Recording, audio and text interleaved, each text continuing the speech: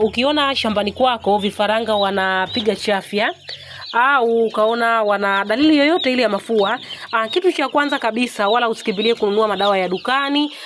Zipo dawa za dukani ambazo kemikali zake sio kali sana, lakini dawa za dukani nyingi ukiwapa vifaranga unakuwa unawaumiza. Na unawaumiza kwa sababu ukiwazoesha yale madawa makali ya dukani, kuku wako vifaranga wako wakiwa wadogo, mara nyingi huwa wanaanza kupiga chafya wakiwa wadogo. Wakiwa wakubwa pia watakuwa hawasikii dawa kabisa.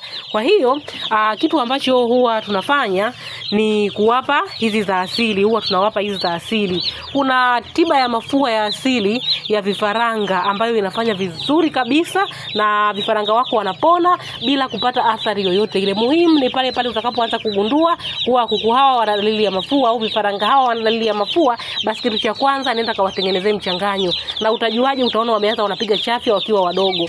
Hii hapa ukiangalia pana vitunguu saumu, pana tangawizi, pana pilipili na pia pana karoti.